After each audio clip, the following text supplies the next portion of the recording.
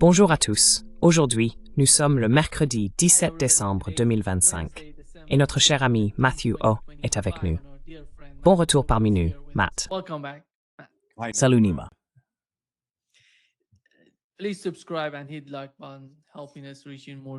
Veuillez vous abonner et cliquer sur le bouton j'aime. Cela nous aide à toucher plus de monde.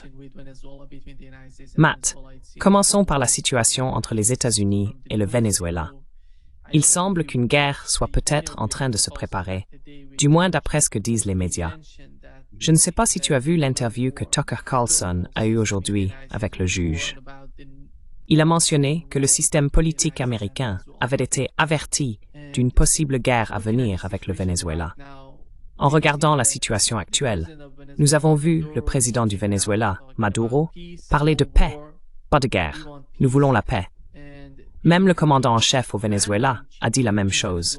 Ils ne veulent pas de guerre. Mais Donald Trump a déclaré sur CNN que nous voulons reprendre le pétrole. Alors, que se passe-t-il à Washington, Matt? Quelle est ta compréhension de la situation?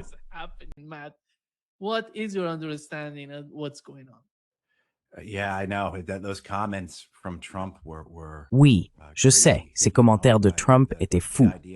L'idée qu'on n'arrêterait pas tant que le Venezuela ne nous aurait pas rendu notre pétrole et nos terres. Tu vois, ce qui nous aurait soi-disant volé. De quoi parle-t-il? Je veux dire, quelles terres nous ont-ils volées? Quel pétrole nous ont-ils volé? Peut-être qu'il est encore contrarié par la nationalisation de l'industrie pétrolière sous Chavez, tu sais, il y a une vingtaine d'années. C'est peut-être ça. Et bien sûr, c'est un élément fondamental de toute cette histoire. Le pétrole. C'est tellement important dans ce récit. Et nous y revoilà. Encore une guerre pour le pétrole. Encore du sang pour le pétrole. Mais oui, on dirait bien que ce soir, à 21 heures,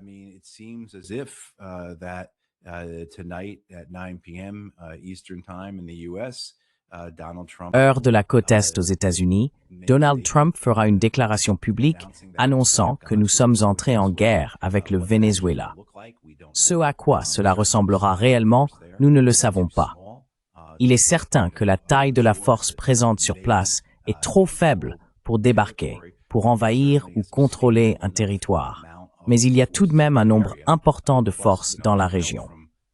De plus, comme nous le savons, d'après les guerres américaines au fil des décennies, nos avions de chasse et nos bombardiers peuvent venir de très loin pour larguer des bombes sur quelqu'un.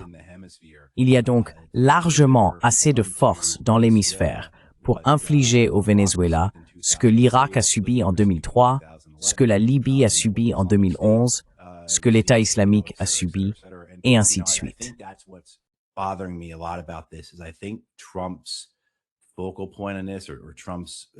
Le point central de tout cela, ou l'inférence de Trump, ce sur quoi il fonde son raisonnement, c'est son commandement des forces américaines dans la guerre contre l'État islamique et le succès qu'il estime y avoir obtenu. Et comment, selon lui, je pense que c'est ce qui va se passer. Nous allons simplement tuer ces gens. Finalement, nous tuerons Maduro, tout comme nous avons fini par tuer Baghdadi. Et à terme, les jusqu'au-boutistes, pour reprendre l'expression de Dick Cheney, seront détruits. Il se peut que nous devions détruire tout Raqqa et tout Mossoul, ainsi qu'une multitude d'autres villes le long des vallées de l'Euphrate et du Tigre.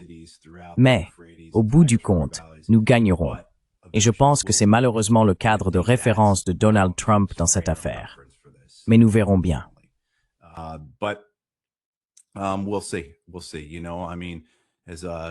Nous verrons bien. Vous savez, comme l'a dit Yogi Berra, faire des prédictions est difficile, surtout quand elles concernent l'avenir. Mais vous savez, Mark Twain, un autre grand Américain, a aussi dit que l'histoire ne se répète pas, mais qu'elle rime. Et je pense qu'en regardant les guerres américaines au cours des 50 ou 60 dernières années, on peut avoir une assez bonne idée de la direction que cela prendra. Tous les scénarios que vous pouvez imaginer mènent au même résultat.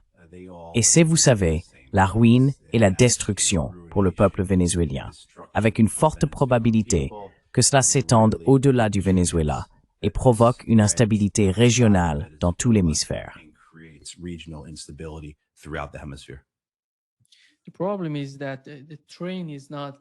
Le problème, c'est que le terrain n'est pas si facile pour les États-Unis s'ils décident d'aller sous terre. Et je ne vois pas, Matt, de changement de régime venir d'un bombardement aérien. Ils ne vont pas faire de changement de régime au Venezuela. Je ne sais pas s'ils coopéreront quelques agents clandestins au Venezuela avec un bombardement aérien, mais après tout, c'est un pays 3 fois plus grand que le Vietnam. Si vous décidez d'y aller, ce sera le cimetière de la présidence de Trump, à mon avis. Et la probabilité que les choses tournent mal pour ce que Donald Trump cherche à obtenir est élevée.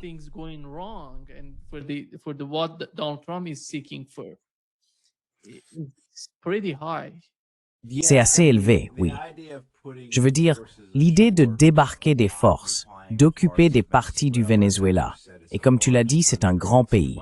Il fait 2 fois la taille de l'Irak. Et nous n'avons pas réussi à soumettre l'Irak avec 150 000 soldats américains, environ 40 000 soldats de l'OTAN, un nombre équivalent de contractants, plus des forces irakiennes supplétives, chiites et kurdes. Nous n'avons pas réussi à soumettre l'Irak, tu vois. Et nous n'avons rien de comparable pour le Venezuela. Et encore une fois, le Venezuela fait 2 fois la taille de l'Irak. Et le terrain, comme tu l'as dit, Nima, est bien plus difficile que celui de l'Irak. Je veux dire, l'Irak est déjà très difficile, mais là-bas, tu as de grandes zones urbaines et ensuite des espaces désertiques, plats et ouverts.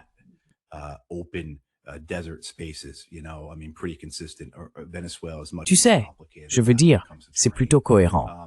Le Venezuela est bien plus complexe que cela en ce qui concerne le terrain. Les publicités politiques, en dehors de ce que l'on voit dans les films de propagande, en dehors de ce que l'on voit dans les rassemblements, comportent toujours une part d'incertitude. Donc je pense que l'idée au sein de l'administration, c'est que nous lançons des frappes aériennes, des missiles de croisière, que nous envoyons des drones, peut-être même les Delta et les SEALs, et qu'ils tuent quelques personnes ou peu importe. L'idée étant que c'est un effort de soutien et que cela permet à l'opposition au Venezuela de se soulever et de renverser le gouvernement.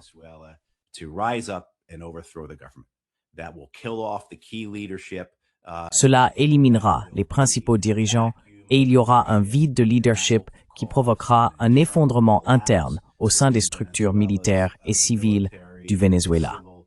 Ensuite, les forces d'opposition combleront ce vide et ce sera un nouveau jour heureux pour le Venezuela à l'avenir. C'est, je pense, la vision de l'administration. C'est la conviction qu'ils ont. Je ne vois tout simplement pas cela se produire. Je veux être prudent dans mes propos, car il est très difficile d'évaluer la réalité de l'opposition et celle du soutien au gouvernement de Maduro. Je veux dire, je pense que le soutien au gouvernement de Maduro est bien plus important que ce que la plupart des membres de l'establishment de la politique étrangère américaine croient. Je me range de ce côté-là.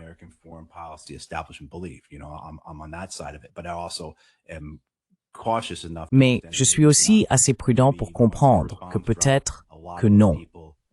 Peut-être qu'une fois les premières bombes tombées, beaucoup de ces gens-là, tu sais, beaucoup de ces gens-là s'enfuient, se cachent.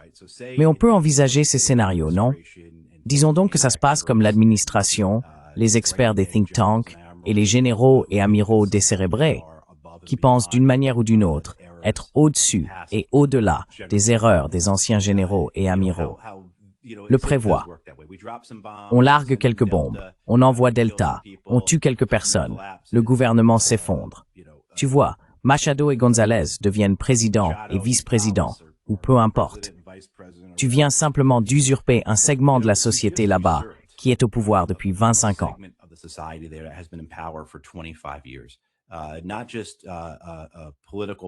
Pas seulement le pouvoir politique, mais aussi le pouvoir idéologique. Il existe un segment de la société qui a construit sa légitimité, qui a façonné sa personnalité et sa culture autour de la résistance à l'impérialisme, autour de la résistance à l'idée qu'on les usurpe, à l'idée qu'au moins une partie d'entre eux ne se défendra pas, qu'une partie d'entre eux ne mènera pas une forme d'insurrection contre ce gouvernement d'opposition qui a pris le pouvoir. Et donc maintenant, on a une insurrection ou une guerre civile. C'est un scénario, disons.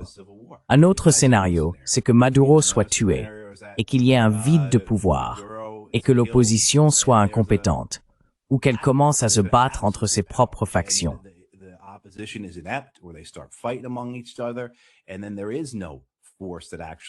Et ensuite, il n'y a aucune force qui prenne réellement le contrôle de la société vénézuélienne. On peut imaginer qu'elle se dissolve dans une guerre civile, en canton, dans une situation semblable à celle de la Syrie. N'est-ce pas? C'est très facile à envisager.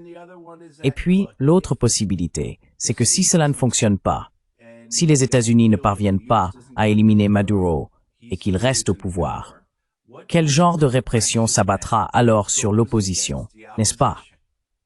Je veux dire, dans ces situations où une tentative contre le gouvernement échoue, cela ne fait que renforcer le gouvernement. Oui, le gouvernement va sévir. Il va devenir plus répressif.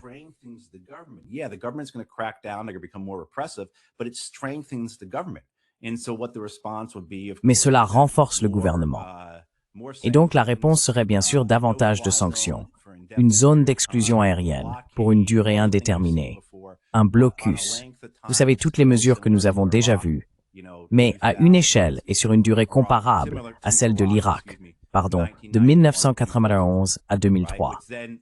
Ce qui signifie ensuite, inévitablement, que les Américains devront mener une guerre totale, car ils ne pourront plus supporter l'affront de voir cette nation continuer à leur tenir tête. Et bien sûr, la ruine et la souffrance du peuple vénézuélien dans chacun de ces scénarios.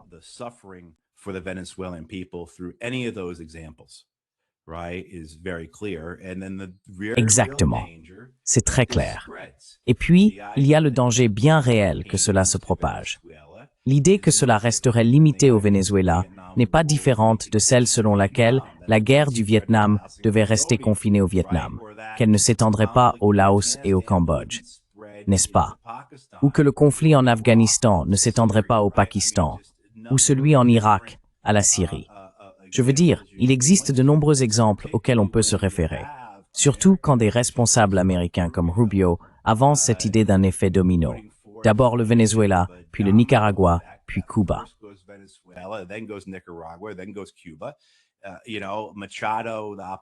Tu sais, Machado, la chef de l'opposition et lauréate du prix Nobel de la paix, dit que l'objectif, c'est qu'après la libération du Venezuela, nous libérions le Nicaragua. Je veux dire, nous libérerons le Nicaragua, puis nous libérerons Cuba. D'accord. Et en plus, les groupes parlent aussi de la Colombie. Oui, ils parlent de la Colombie. Pourquoi pas la Colombie? Il y a un socialiste, un homme de gauche, et il n'est pas un ami de donc, et c'est juste à côté. Tu vois, l'idée que tout cela resterait limité au Venezuela dépasse l'entendement, et est bien sûr totalement contraire à l'histoire.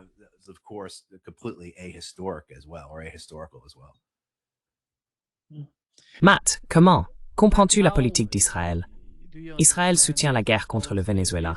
Quel rapport ont-ils avec le conflit au Venezuela?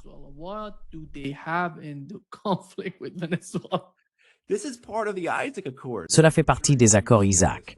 Je suis sûr que tu as vu ça, n'est-ce pas, Nima? Les accords Isaac sont en gros les accords d'Abraham, mais pour l'Amérique latine. Et bien sûr, il y a divers mouvements d'extrême droite ou de droite.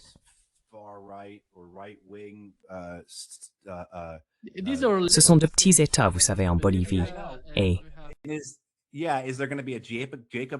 oui, est-ce qu'il va y avoir un accord de Jacob pour l'Asie du Sud-Est? Tu vois ce que je veux dire? Est-ce que ça s'étend au monde entier? Oui, genre, est-ce qu'on aura un accord de Moïse pour l'Afrique? Tu vois? Mais l'idée, c'est celle-ci. Il y a cette tendance dans les milieux de la politique étrangère, et je pense que c'est vrai partout dans le monde, quel que soit le pays, cette idée de vouloir colorier la carte à son avantage, non? Comme si c'était une partie de risque, et que plus il y a de nations de notre couleur, plutôt que de celles de nos adversaires, mieux c'est pour nous.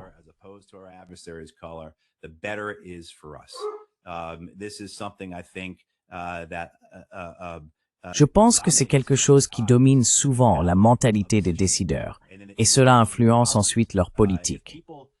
Si les gens ont regardé la série télévisée The Diplomat sur Netflix, que je trouve excellente, vraiment excellente, à la fin de la deuxième saison, la vice-présidente américaine, interprétée par Allison Janney, prononce un monologue qui résume parfaitement ce type de pensée. Cette vision maniaque paranoïaque et mégalomane du monde, comme un immense échiquier tridimensionnel, n'est-ce pas? Ce sont tous des adeptes d'Henry Kissinger et de Zbigniew Brzezinski. Et je pense que cela s'étend à la vision israélienne du monde.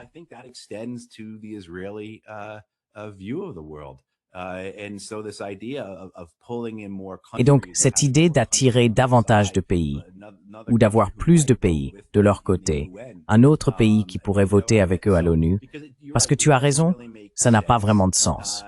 On ne voit aucun type de sanction, aucun blocus, aucun effort diplomatique qui ait une réelle portée, qui ait du poids, qui ait un véritable effet sur les Israéliens. Je veux dire, il y a beaucoup de gestes symboliques. De nombreux pays ont reconnu la Palestine, quelques-uns ont rompu leurs relations diplomatiques, mais rien qui ait réellement eu un impact concret pour nuire aux Israéliens.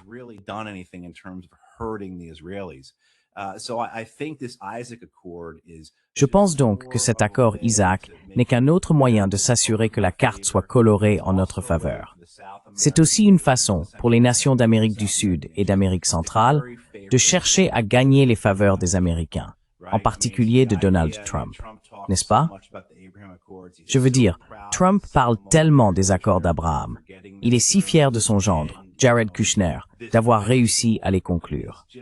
Et cet accord Isaac est, à mon avis, une tentative vraiment simple, vraiment simpliste et pathétique de se concilier Donald Trump et de lui montrer que, vous savez, nous pouvons être de très bons alliés dans le monde et qu'il devrait donc investir chez nous.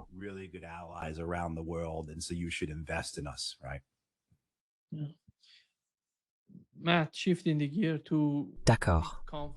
Matt, changeons de sujet pour parler du conflit en Ukraine. Donald Trump, l'administration Trump, a décidé que si la Russie n'acceptait pas le soi-disant plan de paix, ils imposeraient des sanctions à la Russie.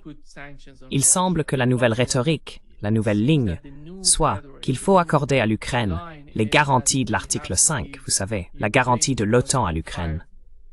Pourquoi est-il si difficile de comprendre qu'une Ukraine neutre, une Ukraine sans aucune implication militaire de l'OTAN ou des Européens, serait prospère, serait mieux?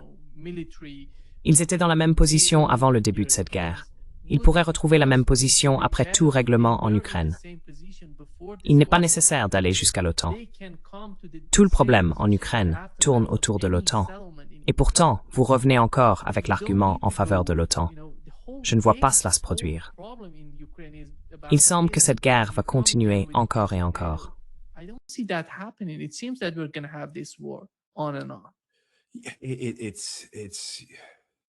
C'est insensé. Vous savez, je veux dire tout d'abord, il y a deux grands États neutres au cœur de l'Europe, l'Autriche et la Suisse. Jusqu'à récemment, la Finlande aussi était un État neutre. L'Ukraine avait inscrit dans sa constitution, lorsqu'elle a quitté l'Union soviétique, qu'elle serait un État neutre. Ses dirigeants en Europe, ainsi que les Américains, parce qu'une grande partie du Parti républicain et la majorité du Parti démocrate aussi, considèrent encore cette guerre comme une guerre juste, n'est-ce pas? Pour eux, l'idée d'une neutralité ukrainienne serait une défaite. D'une part, cela contredit tout le récit. Cela contredit cette idée selon laquelle la Russie aurait lancé cette guerre parce qu'elle serait une puissance impériale déterminée à reconstituer l'Union soviétique. Poutine serait le prochain Hitler, n'est-ce pas?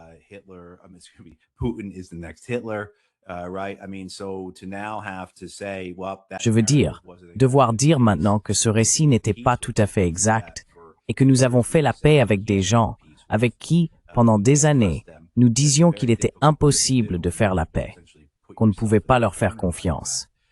C'est une chose très difficile à faire quand on s'est essentiellement enfermé dans un tel coin. Vous savez, l'idée de neutralité signifie aussi que vous avez perdu une partie de l'échiquier, que vous avez perdu une portion de la carte qui n'est plus de votre couleur. Je veux dire, on retrouve cette façon de penser non seulement dans les affaires d'Amérique latine, non seulement dans celles du Moyen-Orient, mais certainement en Europe, où elle domine vraiment, où l'on trouve encore des hommes et des femmes qui sont, encore une fois, des disciples de Kissinger et de Brzezinski. La vision des Européens, du leadership européen tel qu'il est, c'est l'héritage de leur rôle de principaux vassaux des États-Unis.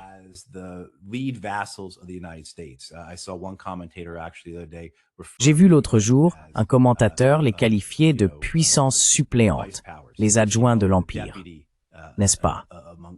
Et donc maintenant, perdre ce statut, perdre ce rôle, ainsi que l'idée que c'était notre fief, notre continent, et que nous en perdons une partie au profit d'une autre puissance, c'est quelque chose qu'on leur a inculqué et qu'on les a conditionnés à percevoir comme une défaite existentielle, une grande défaite, quelque chose pour laquelle il faudrait aller en guerre.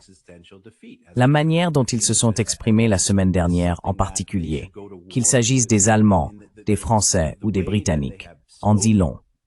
Le chef de l'armée britannique, ou des forces armées britanniques, a déclaré récemment quelque chose comme « Le peuple britannique va apprendre ce que le sacrifice signifie vraiment ».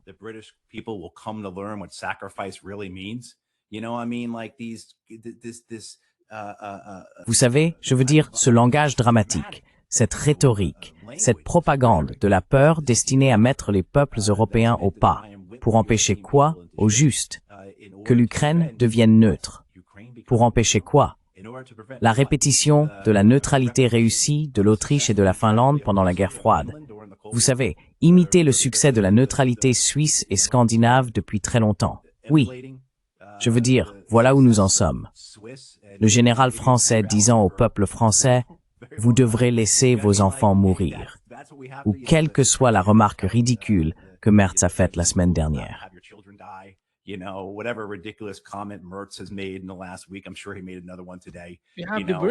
suis sûr qu'il en a fait un autre aujourd'hui.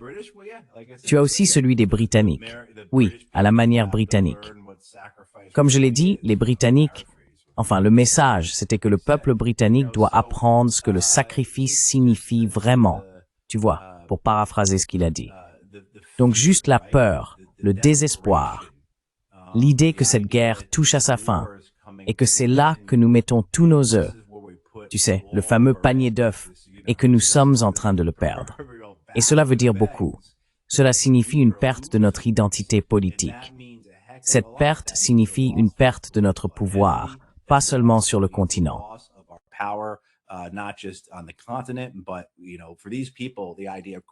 Mais vous savez, pour ces gens-là, l'idée de crédibilité est tellement importante.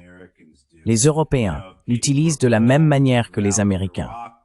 Si l'on se souvient, tout au long de la guerre d'Irak, de la guerre d'Afghanistan, ou peu importe, pourquoi les États-Unis ne pouvaient-ils pas sortir d'Irak? Pourquoi ne pouvions-nous pas quitter l'Afghanistan? Pourquoi ne pouvons-nous pas nous retirer de Syrie? Ah, parce que nous perdrions notre crédibilité. Et les Européens disent la même chose. La myopie dans laquelle ces gens vivent, leur vision du monde limitée, la bulle dans laquelle ils se trouvent, est tellement déconnectée du reste du monde. Et encore une fois, ils sont simplement enfermés, fascinés par leurs propres convictions, qu'ils participent aux grandes décisions de l'histoire.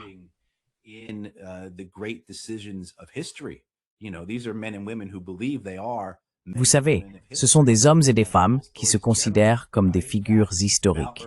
Ils ressemblent au général de Tolstoï, n'est-ce pas? Que sans Ursula von der Leyen, il n'y aurait pas d'Europe.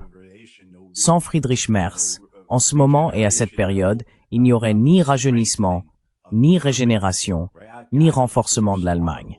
Dieu seul sait ce que Keir Starmer pense être. Alors quand on met tout cela ensemble, on se dit, d'accord, on comprend comment ils font presque tout pour gâcher ou saboter la possibilité de mettre fin à cette guerre horrible, meurtrière et impossible à gagner. Et je suis d'accord avec vous. Je pense que cette histoire va simplement continuer.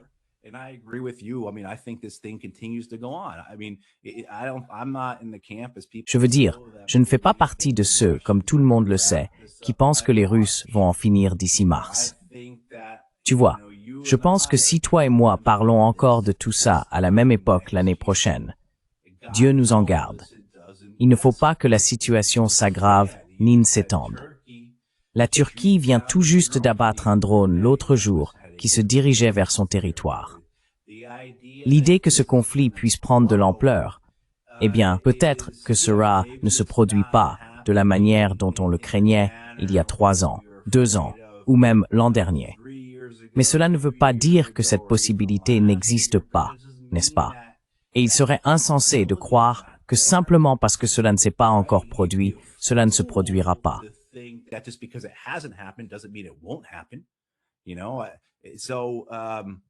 Tu sais, oui, la seule chose que je dirais à propos de tout cela, c'est que certains des commentaires apparus cette semaine contredisent l'hystérie des Européens. Je veux dire, les propos que Merz, le chancelier allemand, a tenus l'autre jour à propos de la proposition américaine étaient vraiment remarquables. L'idée que ce processus n'est pas bloqué, qu'il s'agit d'un va-et-vient, les Américains parlant aux Russes et aux Ukrainiens, puis de nouveau aux Russes, les Européens y participent. Mais je pense que dans les faits, Zelensky est allé à Berlin cette semaine et leur a dit, en substance, que la partie était terminée, qu'il savait qu'il n'avait ni les moyens, ni les ressources financières.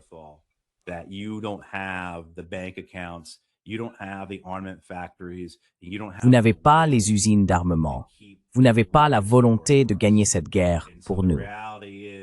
Et donc, la réalité, c'est la dégradation continue de mon pays, la destruction continue de son peuple et de sa terre. Et vous ne pouvez pas l'arrêter. Je pense que c'est ce qui s'est produit. Il y a une prise de conscience que cette guerre est véritablement impossible à gagner, que les Américains sont sérieux dans leur intention de se retirer du conflit. Et encore une fois, même si dans un an nous en parlons toujours, cela signifierait simplement que les Russes ont conquis davantage de territoire, que plus d'infrastructures ukrainiennes ont été détruites, que davantage d'Ukrainiens sont morts, davantage de Russes sont morts, et qu'il existe un grand risque que la guerre s'intensifie ou s'étende encore. Tout cela reste vrai.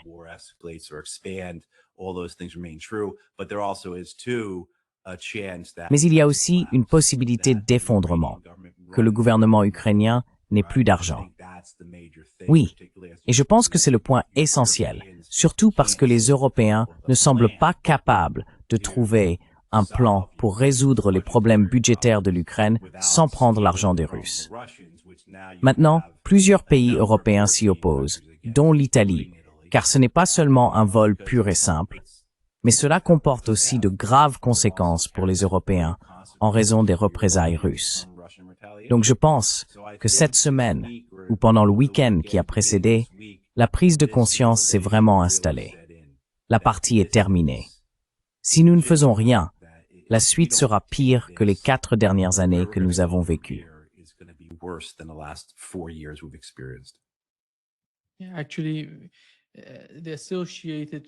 En réalité, l'Associated Press a rapporté que l'Ukraine est au bord de la faillite. Selon le Fonds monétaire international, elle aura besoin d'un total de 137 milliards d'euros en 2026 et 2027. Vous savez, cela ne cesse d'augmenter. Et quand on regarde la situation en Europe, ils ne sont pas dans une bonne position en ce moment. Je suppose que la majeure partie du fardeau repose sur les épaules du peuple allemand. Et qui va fournir une telle somme d'argent? Je ne vois pas Donald Trump le faire.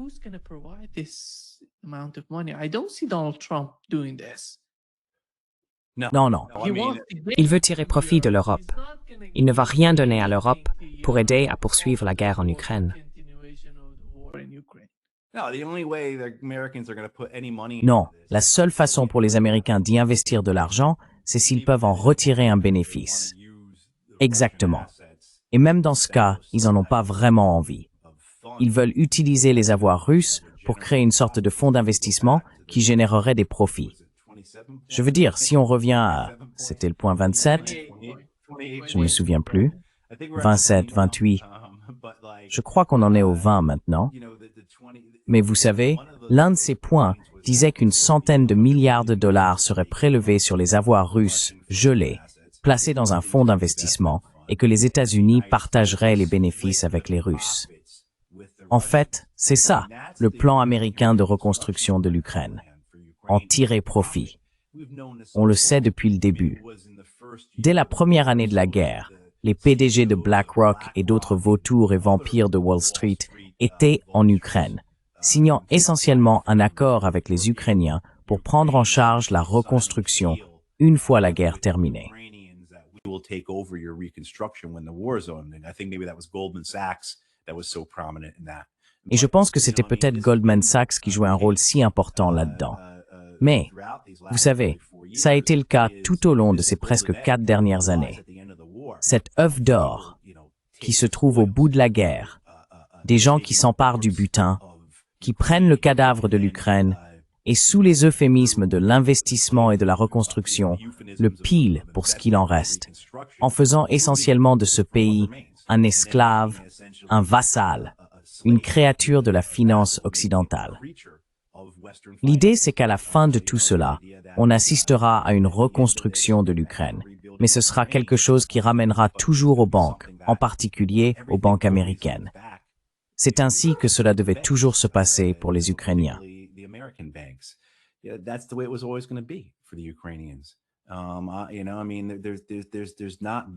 Tu sais, je veux dire, il n'y a jamais eu ici un seul scénario où, même si, par une sorte de miracle, une sorte de Deus ex machina, les Russes étaient vaincus et l'Ukraine reprenait tout son territoire, n'est-ce pas?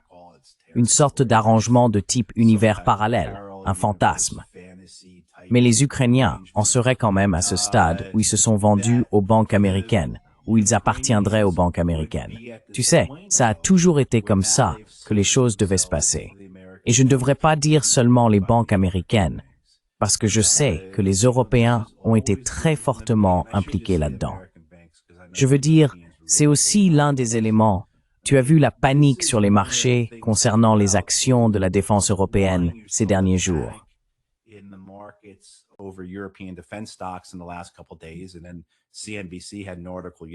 Et puis, hier, CNBC a publié un article dans lequel plusieurs entreprises européennes de défense diffusaient des communiqués de presse expliquant que, vous savez, la paix ne signifiait pas la fin pour elles, qu'il y aurait des avantages liés au réapprovisionnement et toutes sortes de déclarations vraiment grotesques de la part de ces fabricants d'armes, affirmant que même avec la paix, ce ne serait pas terminé. En fait, ils expliquaient que la paix était la pire chose possible pour eux. Et c'est vrai. Mais vous savez, cette idée existait aussi en Europe, comme aux États-Unis, car jusqu'à l'arrivée de l'administration Trump, des responsables américains comme Mitch McConnell parlaient des avantages économiques de cette guerre, expliquant qu'elle finançait des emplois américains, puisque ce sont les Américains qui fabriquaient les systèmes de missiles Patriot et d'autres équipements de ce type.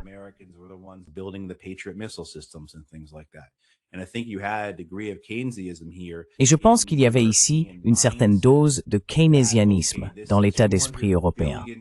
D'accord, c'est 200 milliards de dollars que nous allons prendre aux Russes. C'est 140 milliards d'euros que nous devons fournir à l'Ukraine au cours des 2 prochaines années, sinon, elle s'effondre. Oui, une grande partie ira à l'Ukraine, mais une énorme partie restera ici. Une énorme partie ira à BAE. Une énorme partie ira à Rheinmetall, n'est-ce pas? Une énorme partie ira à Rafael. Vous savez, l'une des entreprises dont l'action a le plus chuté ces derniers jours, c'est Saab en Suède, parce qu'elle était censée vendre 150 chasseurs Gripen à l'Ukraine, ou quelque chose d'aussi fantaisiste. Vous savez, ça n'allait jamais se produire, de toute façon.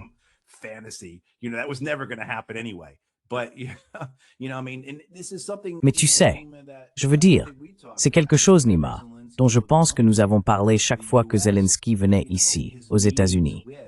Ces réunions avec les PDG des entreprises américaines d'armement.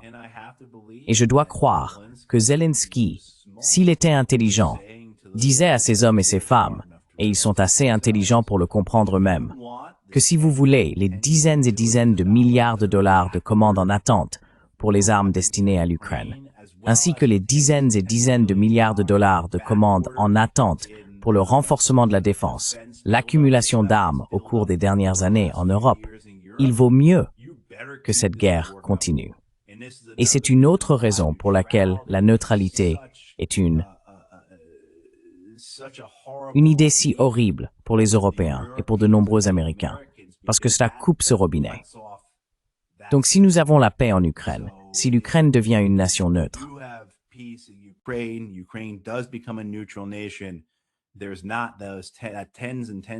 Ces dizaines et dizaines de milliards de dollars de commandes en attente ne concernent plus l'Ukraine. Et maintenant, les Européens ont du mal à l'expliquer, sauf en continuant à agiter ce croque-mitaine et à entretenir la peur de la Russie. Le Wall Street Journal, d'ailleurs, et je me tairai après cette dernière remarque, a publié l'autre jour un article exactement sur ce dont nous parlons ici, littéralement au milieu du texte.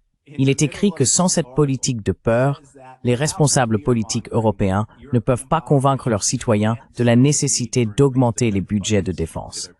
Donc, sans rendre leur population irrationnellement craintive des Russes, ils ne peuvent pas justifier toutes ces augmentations massives de la taille de leurs armées, de leur budget militaire, de l'importance de leurs entreprises d'armement, et ainsi de suite.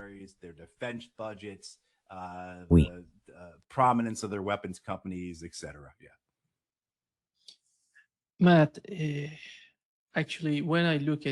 Matt, en fait, quand je regarde l'Europe, je ne la reconnais plus. Ce n'est plus l'Europe telle que je l'apercevais ou la ressentais, parce qu'elle représentait les droits de l'homme, la liberté d'expression. Et aujourd'hui, pendant que nous parlons, ils imposent des sanctions au colonel Jacques Baud, qui est l'un de nos invités, l'un de nos amis dans ce podcast. Et à cause de son analyse de la guerre en Ukraine et au Moyen-Orient, ils disent qu'il est pro-russe, un propagandiste russe. C'est tellement tragique à voir. Chaque fois que je parle avec le colonel Jacques Baud, il est très inquiet pour l'Europe. Il le ressent profondément.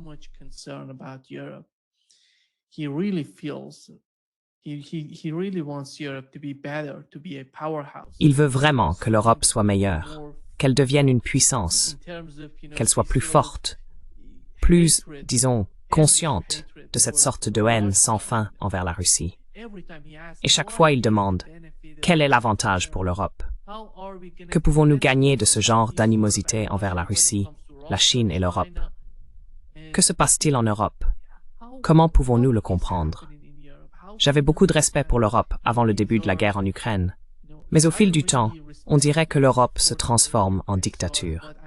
Comment peut-on aller à l'encontre de ses propres citoyens qui sont contre la guerre, qui n'aiment pas la guerre, qui ne veulent pas dépenser autant d'argent pour cette guerre sans fin en Ukraine?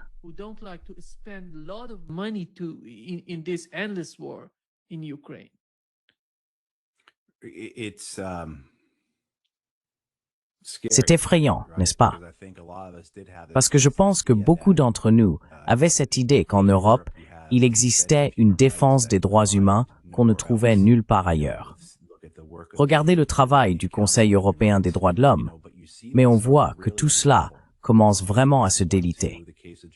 Je citerai le cas de Julian Assange et la manière dont les Suédois et les Britanniques ont suivi la persécution américaine de Julian dans ce qui était clairement une affaire de liberté d'expression, une affaire de journalisme. Et cela a duré plus de 10 ans. Vous savez, l'obligation, je pense, de se conformer au gouvernement américain pour s'assurer qu'ils restent les premiers parmi les vassaux de l'Empire. On voit ça se développer après la fin de la guerre froide, en particulier avec la participation de l'Europe aux guerres américaines à travers le monde musulman.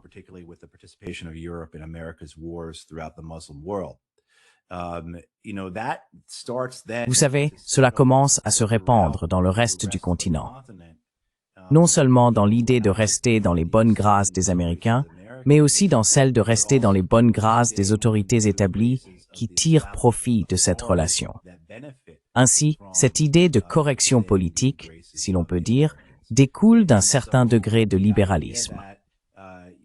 Je pense qu'il y avait probablement en Europe une forme de correction politique qui constituait une offense pour ceux d'entre nous qui sont favorables, vous savez, à la liberté d'expression pratiquement illimitée.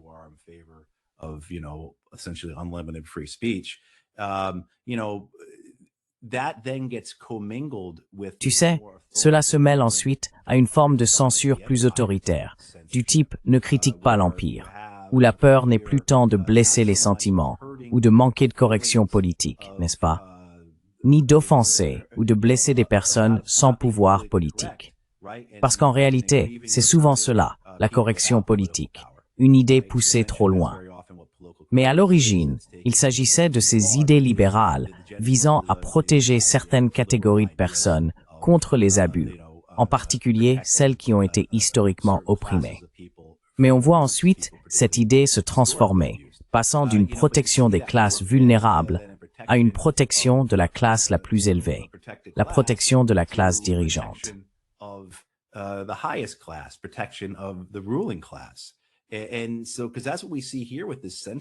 Et donc, c'est ce que nous voyons ici, avec cette censure qui se met en place, que ce soit, comme nous en avons parlé, Jacques Baud, mais aussi ce que nous avons vu en Grande-Bretagne, avec leurs lois antiterroristes, la manière dont ils s'en sont pris aux journalistes, la manière dont ils ont arrêté des journalistes en Grande-Bretagne également. Et puis, je pense que toi et moi ne sommes certainement pas des partisans de l'alternative pour l'Allemagne, l'AfD, le parti de droite en Allemagne. Mais nous pensons aussi qu'il devrait être autorisé à fonctionner sans être inquiété, qu'il ne devrait pas être soumis à des restrictions qui ne s'appliquent pas aux autres partis. Et c'est bien ce que l'on constate.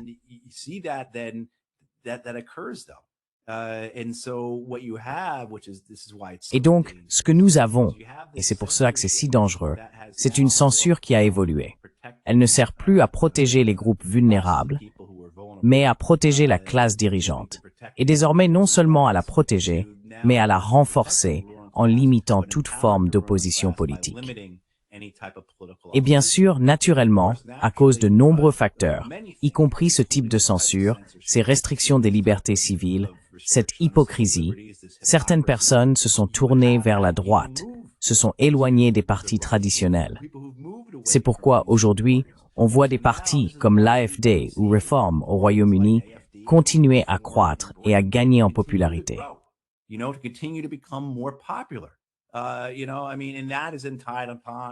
Tu sais, je veux dire, tout ça est lié à tous les autres problèmes que l'Europe connaît, non? Les problèmes de coût de la vie ou d'accessibilité, comme on dit maintenant, n'est-ce pas? Mais aussi les problèmes d'immigration, les problèmes liés au coût de l'énergie et au logement, les problèmes d'emploi. Je veux dire, le fait est que, bon sang, on ne peut même plus construire de voitures ici en Europe. L'Allemagne ferme ses usines automobiles. Qu'est-ce qui se passe? Peut-être que ces gens-là, de l'autre côté, ont une meilleure idée, parce que ceux qui sont au pouvoir depuis 70 ans, ce sont eux qui nous ont menés là. Et je ne peux même pas écrire ça sur Facebook sans être censuré. Tu vois bien comment tout ça s'accumule. Et c'est bien le cas.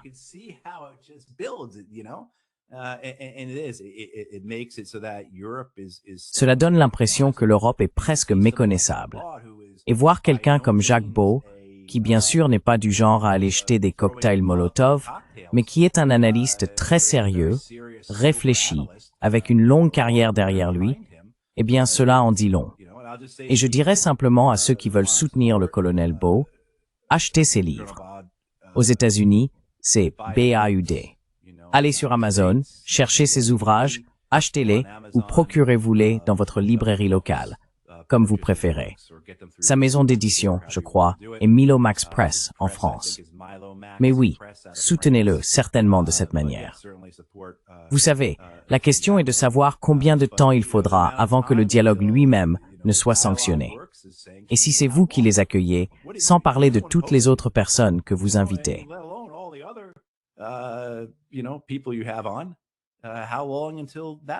Combien de temps avant que cela n'arrive, avant que tu sois sanctionné, Nima, et que les gens qui veulent t'écouter, te suivre, exercer leur droit d'écouter, de lire, de regarder et de participer à ce qu'ils veulent, combien de temps avant qu'un jour ils cliquent sur YouTube et que tu aies disparu? Tu sais, je pense que... Oui, je vais maintenant me lancer dans mon discours habituel sur le soutien aux médias indépendants, aux journalistes indépendants, aux podcasteurs, etc. Parce qu'ils font tout cela par peur, n'est-ce pas?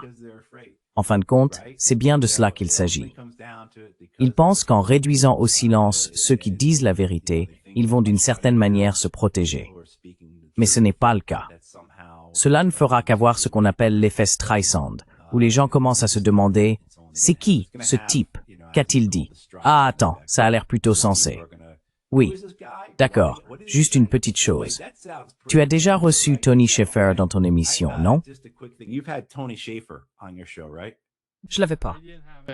Okay, you've had Tony Shaffer's an American commentator for Tony Shaffer est un commentateur américain et ancien officier du renseignement. Il a écrit un livre vers 2010 que le Pentagone n'a pas apprécié.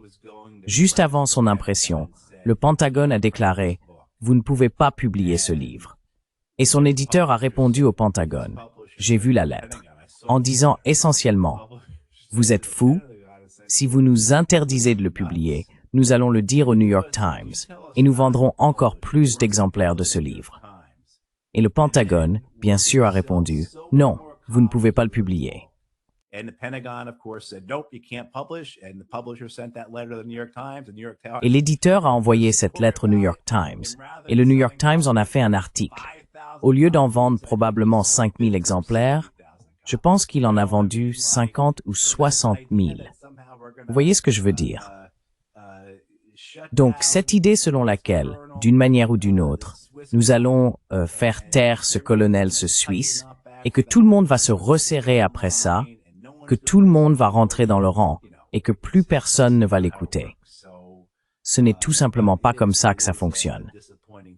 Mais c'est tout de même décevant à voir, et je me sens très mal pour lui aussi.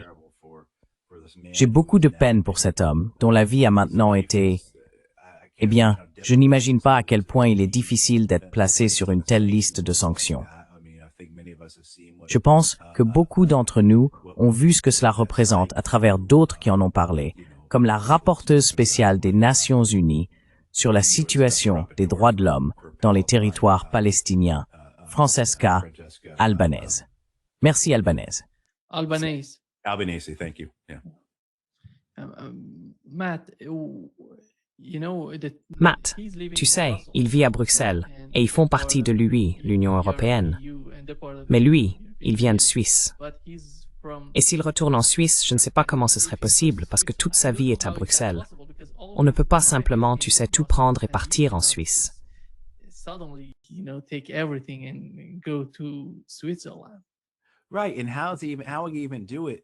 Exactement.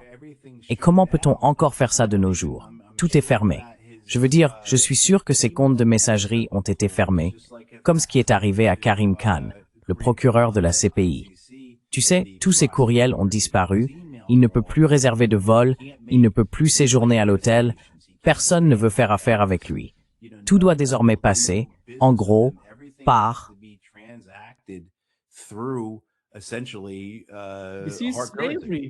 C'est de l'esclavage, Matt. C'est de l'esclavage, à mon avis. Une nouvelle forme d'esclavage. Ce ne sont pas, quand tu imposes des sanctions aux gens, ils deviennent moins que des esclaves sous une telle pression.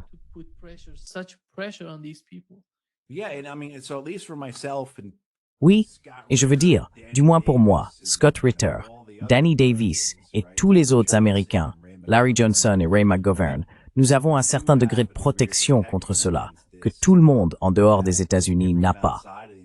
Je penserais que l'Union européenne ne sanctionnerait pas un Américain, mais elle sanctionnerait certainement un Brésilien. Ils ont sanctionné un Suisse, tu vois ce que je veux dire. Allons donc.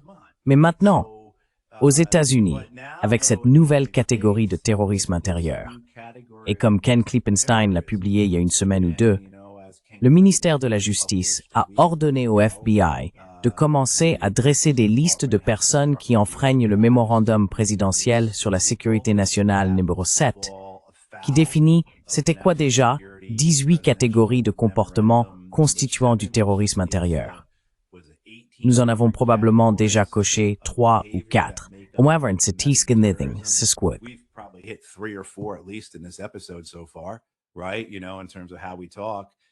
D'accord. Vous savez, en ce qui concerne notre manière de parler, même pour les Américains, il y a certainement un danger. Je ne crains pas qu'un jour le juge Napolitano, Danny Davis, Scott Horton et d'autres se réveillent pour découvrir que leurs comptes bancaires ont été fermés. Je pense que ce sera plutôt le FBI ou Kash Patel qui enverra un email au PDG de Google, Meta et Apple en disant « Eh, ces gens sont des terroristes domestiques. Vous ne pouvez plus leur donner de plateforme. Ils ne peuvent plus avoir accès à vos services. » Et donc, le juge, Danny, Scott et tous les autres braves gens qui font un travail incroyable, qui disent la vérité au pouvoir, ne seront plus sur YouTube, ne pourront plus publier de vidéos sur Instagram ou quoi que ce soit d'autre. Vous savez, Spotify n'hébergera plus les podcasts de Scott Horton.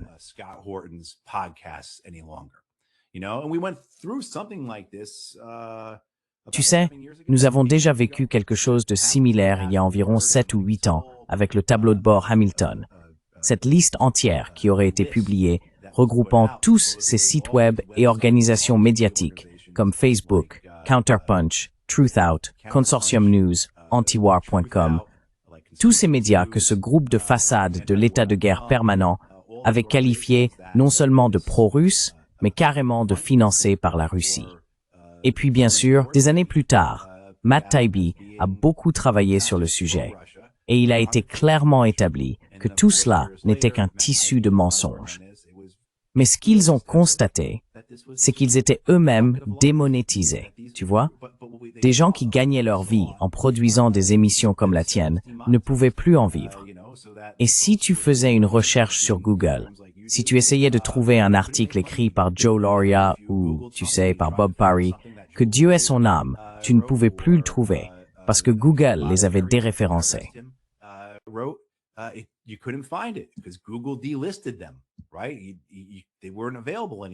Exactement. Ils n'étaient plus disponibles. Tu sais, et c'est ce que je crains qui va se produire. Que ce soit dirigé par le gouvernement américain ou que ces entreprises médiatiques le fassent d'elles-mêmes, l'autocensure, ou qu'elles soient rachetées et prises en main. On le voit, je pense, avec TikTok, on le voit avec CBS News, après que Larry Ellison a racheté les deux. Et puis bien sûr, si ça ne suffit pas, tu auras Kash Patel avec sa liste et il enverra des agents du FBI frapper à ta porte. Peut-être que tu ne seras pas arrêté, ou si tu l'es, peut-être que tu ne passeras pas beaucoup de temps en prison. Mais tu sais quoi? Cela va te coûter une fortune et tu passeras le reste de ta vie dans la pauvreté à cause de cette tentative de te détruire, simplement parce que tout ce que tu as fait, c'est dire la vérité au pouvoir. 2 attaques, Matt, l'une d'elles en Australie, tu sais,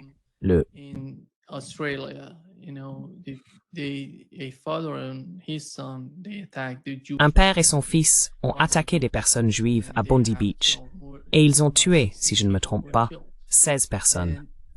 En regardant les médias en Australie, on dit que ces 2 hommes faisaient partie de l'État islamique et tout cela. Comment voyez-vous ce qui s'est passé en Australie et comment peut-on le comprendre? Bien sûr, Israël parle de l'Iran, du Hezbollah et du Hamas comme étant derrière tout cela. Mais si ces 2 hommes qui ont tué des gens sur la plage en Australie faisaient partie de l'État islamique, l'Iran a eu beaucoup de problèmes avec ce groupe depuis 2017, plus de 10 attaques. La Russie aussi a subi des attaques de l'État islamique, comme celle du Crocus Hall. 2 ou 3 attaques ont été menées là-bas. Que se passe-t-il? Et nous avons vu la même chose en Syrie. La garde nationale a été attaquée par une faction de l'État islamique. L'État islamique devient-il incontrôlable? Ces situations sont-elles liées entre elles ou sont-elles distinctes? Comment les comprenez-vous?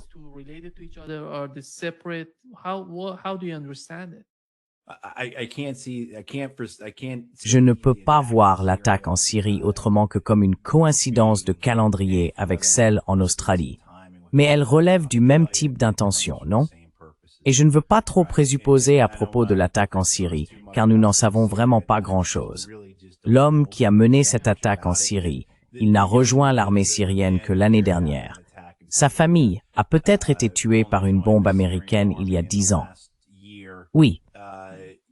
Je veux dire, nous ne connaissons tout simplement pas son histoire. Et c'est peut-être cela la motivation des contre-attaques. Et l'État islamique trouve quelque chose à quoi s'accrocher, ou peut-être qu'il était réellement membre de l'État islamique.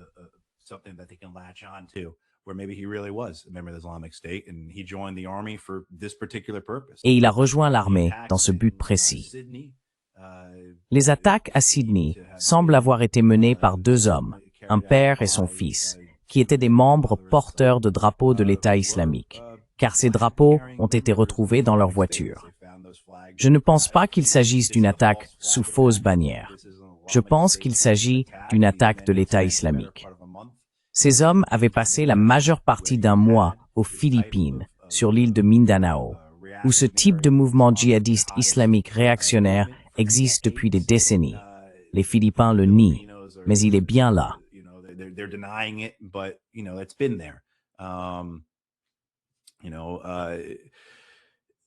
Tu sais, tout cela est une conséquence de la politique impériale occidentale.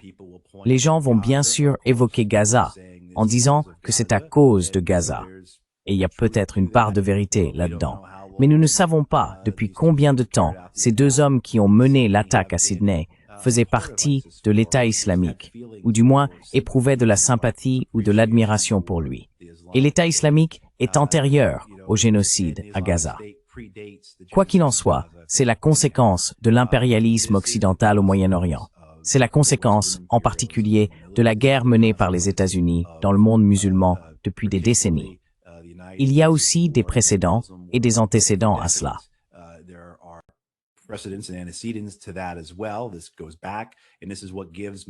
Cela remonte à ce qui donne leur sens à des mouvements comme l'État islamique. C'est cela qui leur confère leur histoire. Cela leur explique ce qu'ils font, qu'ils participent à une bataille cosmique qui dure depuis des siècles, et ils le comprennent ainsi. Les hommes qui ont mené l'attaque à Sydney, en Australie, l'un est mort, l'autre est en détention. J'imagine que nous n'entendrons jamais vraiment ce qu'il a à dire, comme tant d'autres qui ont mené des attaques contre des cibles occidentales, que ce soit en Europe ou aux États-Unis. On n'entend jamais ce que signifiaient ces attaques.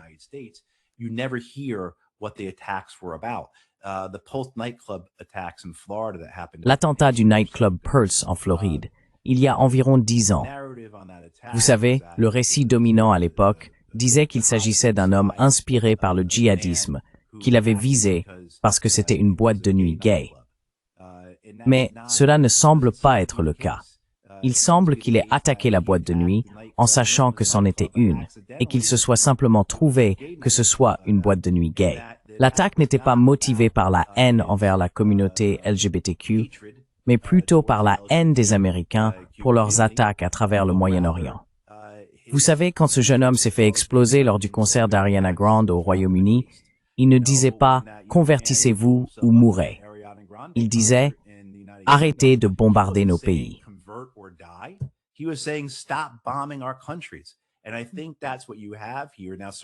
Et je pense que c'est ce que nous avons ici. Maintenant, bien sûr, l'attaque contre la cérémonie de Hanouka, le fait que, d'après ce que je sais, la grande majorité des 16 personnes tuées là-bas étaient juives. Oui, cela s'inscrit clairement dans ce cadre, avec cette focalisation sur Israël et la Palestine. Absolument. Mais je ne crois pas que ces deux hommes, pendant qu'ils massacraient et tuaient des gens, disaient « convertis-toi ou meurs ». Je pense qu'ils disaient « voilà la conséquence des actions d'Israël, des actions de l'Occident contre notre peuple ».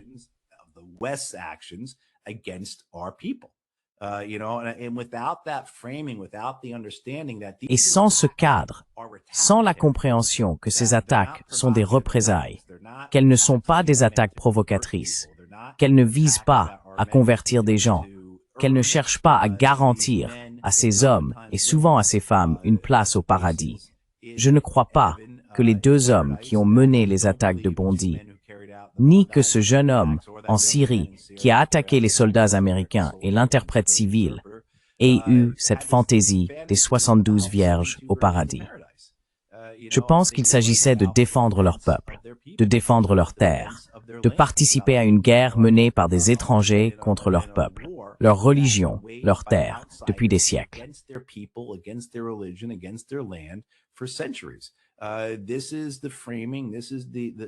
C'est cela, le cadre. C'est ce que l'on voit quand on lit réellement ce que disent ces hommes et ces femmes, quand on comprend vraiment ce qui les motive. Et j'ai vu cela en Irak. Nous capturions des combattants étrangers, puis nous les interrogions. Pourquoi êtes-vous venus en Irak pour nous combattre?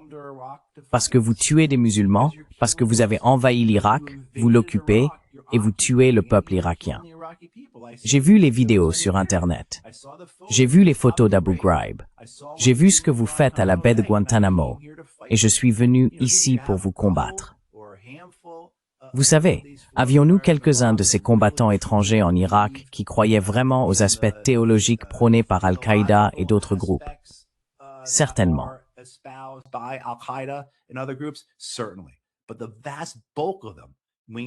Mais la grande majorité d'entre eux, quand on regardait ce qu'ils disaient, pourquoi ils étaient là, c'était parce qu'ils avaient le sentiment de défendre leur peuple. Vous savez, c'était la même raison pour laquelle les Marines et les soldats américains étaient en Irak. En 2006, 3 ans après l'invasion américaine de l'Irak, 4 ans et demi après les attentats du 11 septembre, selon un sondage Zogby réalisé vers mars 2006, les 3/4 des soldats et marines américains déclaraient qu'ils étaient en Irak pour protéger les États-Unis d'une nouvelle attaque du type du 11 septembre, parce que l'Irak était impliqué dans le 11 septembre. N'est-ce pas? En somme, ce que l'on voit, c'est que les jeunes hommes et femmes qui composent les armées américaines, les armées occidentales, partagent essentiellement la même vision du monde que les hommes et les femmes qui composent les armées de l'État islamique ou d'Al-Qaïda. Ou, vous savez, on peut aussi parler des FDS, si vous discutez avec les Kurdes qui y combattent.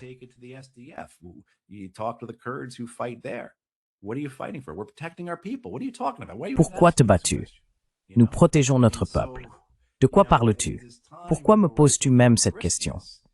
Et donc, juste avant Noël, il est temps de comprendre cette unité, cette humanité partagée que possèdent tous ces hommes et ces femmes alors qu'ils s'entretuent. Ils s'entretuent essentiellement pour la même raison. Et bien sûr, aucun d'eux ne semble comprendre que les personnes qui tirent profit de ces tueries n'ont rien en commun avec eux, ne veulent rien avoir en commun avec eux. N'est-ce pas? Je veux dire, ils font partie d'une classe dirigeante. Oui. Donc, l'horreur de tout cela est simplement grotesque. Et ce que nous avons vu à Bondi Beach, je vais simplement dire ceci. Je suis surpris que nous n'en ayons pas vu davantage. Tu sais, je suis surpris que nous n'ayons pas vu plus d'attaques comme celle-là.